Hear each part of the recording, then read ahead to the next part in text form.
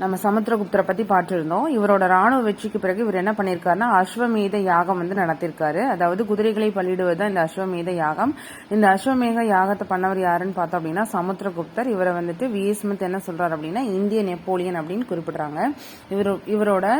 இவர் பாடல்கள் இயற்றுவதில் இதுல ரொம்ப, அதாவது வீணை வாசிக்கிறதுலையும் பாடல்கள் இயற்றுவதிலையும் ரொம்ப திறனை பெற்றிருந்தனால இவரை கவிராஜன் அப்படின்னு சொல்லி குறிப்பிடுறாங்க.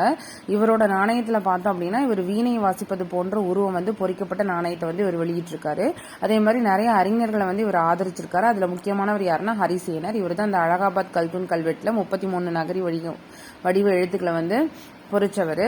இந்த ஹரிசேனர் அது உட்பட்ட பல அறிஞர்களை இவர் ஆதரிச்சிருக்காரு. வசுபந்த் அப்படிங்கிற ஒரு புத்த சமய அறிஞரையும் இவரை ஆதரிச்சதா அப்படின்னு சொல்லப்படுது.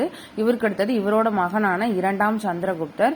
இரண்டாம் சந்திரகுப்தர் பார்த்தோம் அப்படின்னா 380 கிபி 380 முதல் 415 வரைக்கும். சமுத்திரகுப்தருக்கு பிறகு அவரோட புதல்வன் யார் அப்படின்னா இரண்டாம் சந்திரகுப்தர். இவரோட பேர் என்னன்னா விக்ரமாதித்யன் அப்படிங்கிற பட்ட பெயரோட இவர் ஆட்சி புரிகிறாரு. இவர் பார்த்தோம் அப்படின்னா ஒரு 5 வருஷம் இவரோட சகோதரரோட சண்டையிட்டு தான் இந்த ஆட்சியை பிடிச்சிருப்பாரு. அதாவது இவரோட சகோதரர் யாருன்னா ராமகுப்தர். அவரோட போரிட்டு அவரை தோற்கடிச்சுதான் இவர் இந்த ஆட்சிக்கு வந்ததா அப்படின்னு சொல்லி குறிப்பிடப்பட்டிருக்கும். இவருக்கு நிறைய பட்டப்பெயர்கள் இருக்கு. விக்ரமன், விக்ரமாதித்தன், சிம்ம விக்ரமன், சாகரி, தேவகுப்தன், தேவராஜன், விக்ரமாதித்தன் அப்படின்னு நிறைய பட்டப்பெயர்கள் இருக்கு. ஏன்னா சாக அரசர்களை தோற்கடிச்சதுனால சாகரி அப்படின்னு சொல்லப்படுறாரு. அதுக்கப்புறம் திருமண உறவுகள் மூலமா அவர் வலிமையை பெருக்கிக்கிட்டார் அப்படின்னு சொல்லப்படுது.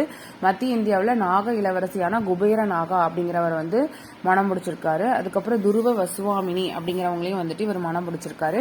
இவரோட மகள் பிரபாவதிய வகாட மரபு அரசனுக்கு ருத்ரசேனாவுக்கு இவர் மனம் முடிச்சு கொடுத்திருக்காரு. இரண்டாம் சந்திரகுப்தரோட மகள் பிரபாவதிய வகாட அரசனான ருத்ரசேனாவுக்கு இவர் மனம் முடிச்சு கொடுத்திருக்காரு. இது இவர் சாகரி அப்படின்னு சொல்லி குறிப்பிட்டாங்க இல்லையா? ஏன் அப்படின்னா அந்த சாக மரபோட கடைசி ஆட்சியாளரான 3ஆம் ருத்ரசிம்மன் அப்படிங்கிறவர் இவர் போர்ல தோற்கடிச்சிருக்காரு. இந்த வெற்றிக்கு அப்புறம் தான் இவர் சாகர்களை அழித்தவர். அதனால இவருக்கு சாகரி அப்படிங்கிற பேரை இவர் சூட்டிக்கிட்டாரு. அதுக்கப்புறம் விக்ரமாதித்தன் அப்படிங்கிற ஒரு புகழ்பெற்ற பேரு இவர் இருக்கு. இவரும் இந்த சாகரி அழிச்சதுக்கு அப்புறம் அஸ்வமேத யாகம் நடத்தினதா ஒரு குறிப்பு சொல்லப்படுது. இது எதுல இருக்கு அப்படின்னா கவர்மெண்ட் மெட்டீரியல்ல தான் இருக்கு. மகத்தான வெற்றிக்கு பிறகு இரண்டாம் சந்திரகுப்தர் அஸ்வமேத யாகம் நடத்திருக்காரு அப்படின்னு சொல்லிட்டு குறிப்பிடுது.